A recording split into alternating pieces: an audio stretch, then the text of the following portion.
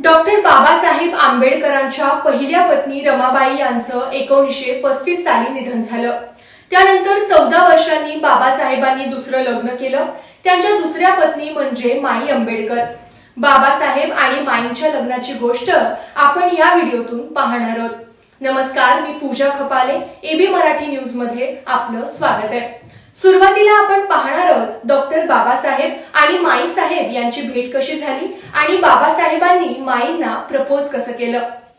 बाबासाहेब आणि माई आंबेडकर म्हणजेच पूर्वाश्रमीच्या शारदा कबीर या दोघांची भेट झाली बाबासाहेबांचे मुंबईतले परिचित डॉक्टर एस राव यांच्याकडे।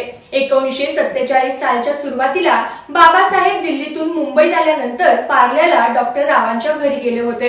तिथे शारदा कबीर उपस्थित होत्या आणि त्यांची ओळख करून देताना डॉक्टर राव म्हणाले, ही आमच्या मुलीची मैत्रीण अत्यंत हुशार आहे, MBBS चं शिक्षण घेतलंय आणि डॉक्टर मालवणकरांसारख्या विख्यात डॉक्टरांकडे ज्युनियर डॉक्टर म्हणून काम करते।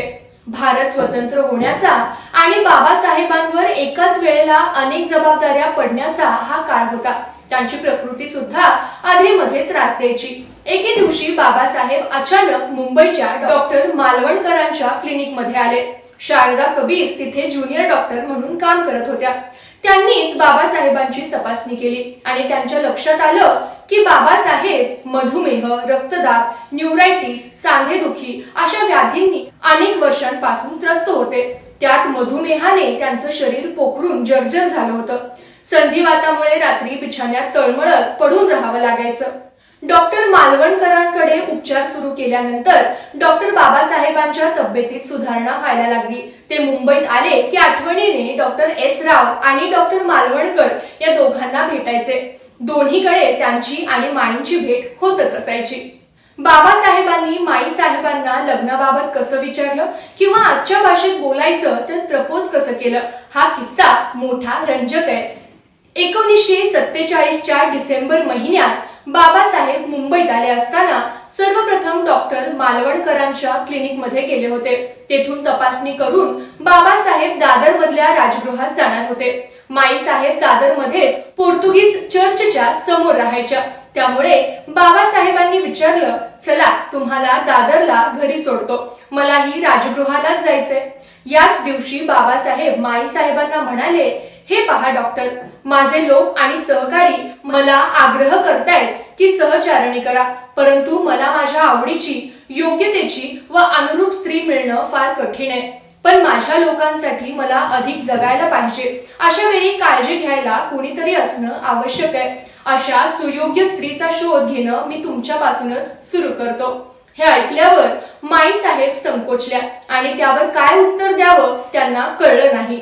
बाबासाहेबांनी तातडीने उत्तराची अपेक्षा ठेवली नव्हतीच आणि ते दिल्लीला निघून गेले।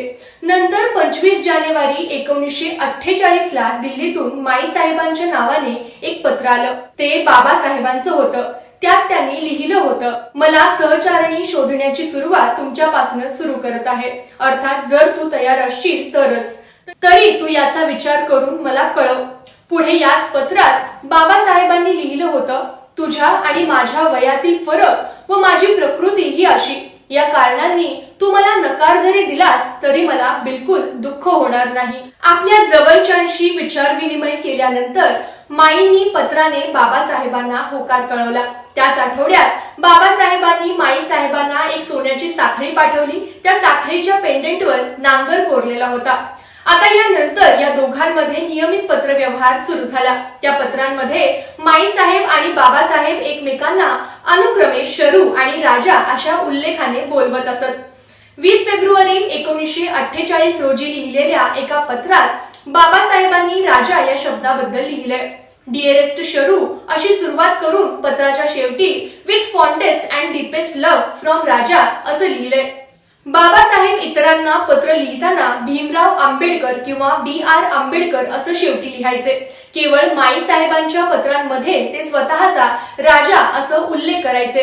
राजा या शब्दाबद्दल या पत्रात त्यांनी म्हटलंय, एल्फिन्स्टन महाविद्यालयातील माझे विद्यार्थी मला या नावाने हाक मारत। तुलाही ते कसं सुचलं आणि तुला आवडत असेल तर तू राजा म्हण।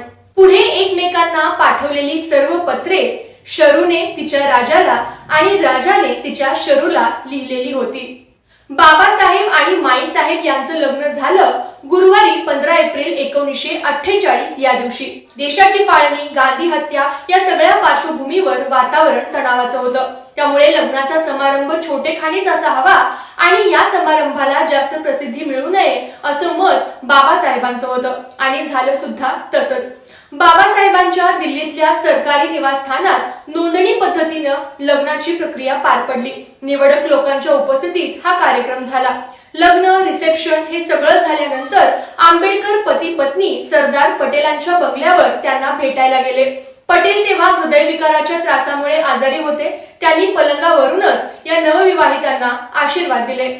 माईंनी त्यांच्या आत्मचरित्रात म्हटलंय, 14 एप्रिल हा डॉक्टर साहेबांचा वाढदिवस. त्यामुळे त्या दिवशी असंख्य हितचिंतक अभिष्ट चिंतनासाठी गर्दी करायचे. त्यामुळे याच दिवशी लग्न करायचं सोयीचं ठरलं नसतं, म्हणून दुसऱ्या दिवशी म्हणजेच 15 एप्रिलला लग्न करण्याचं ठरलं. लग्नानंतर बाबासाहेब आणि माईसाहेब यांना 9 वर्षांचं सहजीवन लाभलं. बाबासाहेबांच्या मृत्यूनंतर माईसाहेबांचा अत्यंत खडतर काळ सुरू झाला. त्याला त्यांची स्वतःच्या शब्दात कसोटी पर्व असं नाव दिलंय. तर ही होती डॉक्टर बाबासाहेब आंबेडकर यांच्या लग्नाची गोष्ट. तुम्हाला हा इतिहास माहित होता का? माहित नसेल तर कसा वाटला? डॉक्टर बाबासाहेबांच्या व्यक्तिमत्वातील तुम्हाला भावणारी सर्वात चांगली गोष्ट कोणती ते कमेंट करून नक्की कळवा. व अशाच व्हिडिओसाठी पाहत रहा एबी मराठी न्यूज.